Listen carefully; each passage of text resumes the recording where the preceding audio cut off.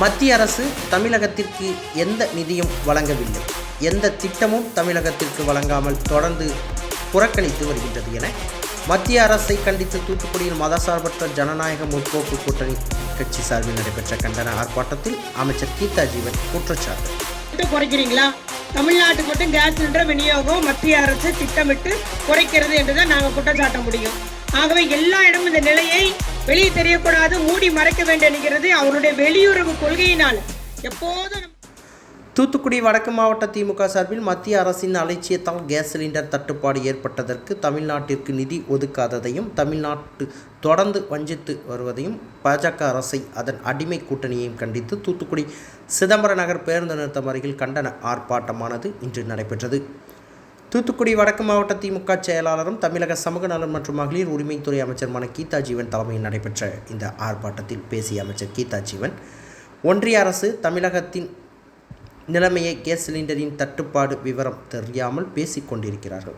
மத்திய அரசு தமிழகத்திற்கு என்றும் எந்த நிதியும் வழங்கவில்லை, எந்த திட்டமும் தமிழகத்திற்கு வழங்காமல் தொடர்ந்து மத்திய அரசு புறக்கணித்து வருகின்றது. தமிழகத்தில் அடக்குமுறையை கையாண்டு மக்களை மடைமாற்றம் செய்யலாம் என நினைத்து பாஜக அதிமுக கூட்டணி தேர்தல் நேரத்தில் வர இருக்கிறார்கள். அவர்களுக்கு சரியான பாடம் புகுத்தி வருகின்ற தேர்தலில் மீண்டும் தமிழக முதல்வர் ஆக்குவோம் என தெரிவித்தார்.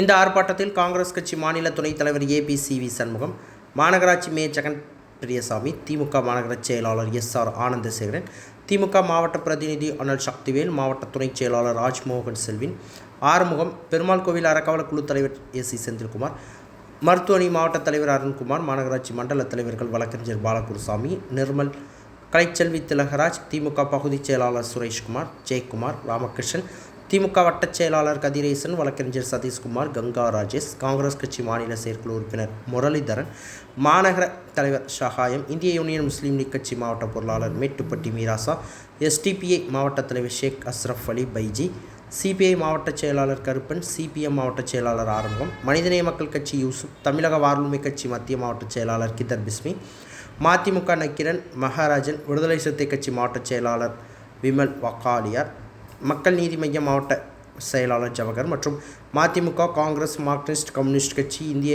கம்யூனிஸ்ட் கட்சி, இந்திய யூனியன் முஸ்லீம் லீக், மனிதநேய மக்கள் கட்சி, மக்கள் நீதி மையம், தமிழக வாழ்வுரிமை, தேமுதிக, திராவிட கழகம் உள்ளிட்ட பல்வேறு கூட்டணி கட்சிகள் இந்த ஆர்ப்பாட்டத்தில் கலந்து கொண்டு மத்திய அரசுக்கு எதிராக கண்டன கோஷங்களை எழுப்பினர்.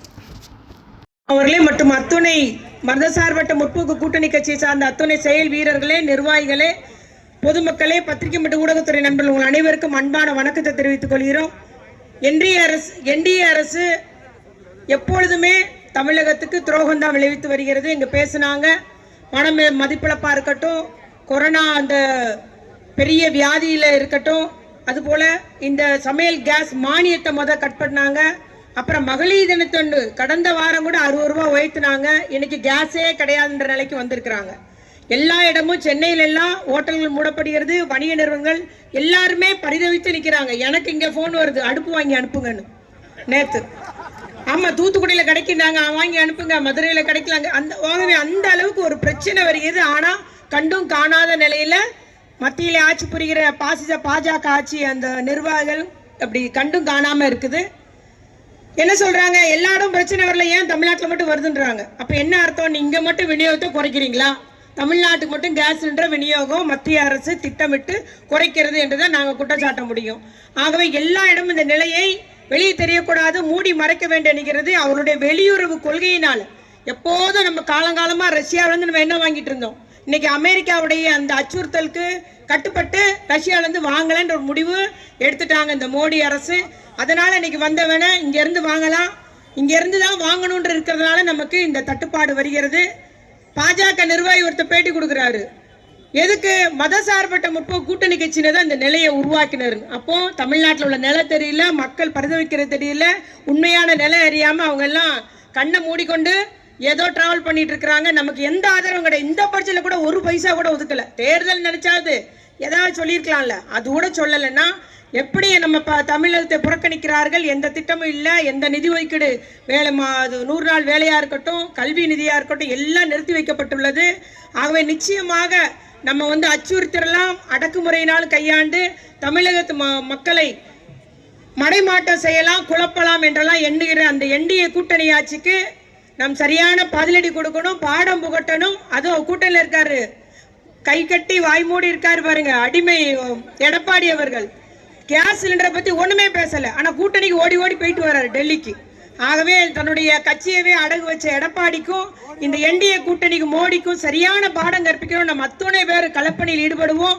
நம்முடைய தமிழ்நாட்டில் மதசார்பற்ற கூட்டணி கட்சியினுடைய வெள்ளட்டும் 234 தொகுதியில் நம்ம வெற்றி பெற அளவுக்கு நாம் வென்றெடுப்போம். ஸ்டாலின் தொடரட்டும், தமிழ்நாடு வெல்லட்டும். கலந்து கொண்டுள்ள அத்துணை தலைவர்களுக்கும் அத்துணை நிர்வாகிகளுக்கும் அத்துணை கட்சி செயல்வர்களுக்கும் நன்றி, வணக்கம். செய்திகளை உடனுக்குடன் தெரிந்து கொள்ள உங்கள் கரம் டிவியை சப்ஸ்கிரைப் செய்யுங்கள். அதோடு பெல் பட்டனையும் கிளிக் செய்யுங்கள்.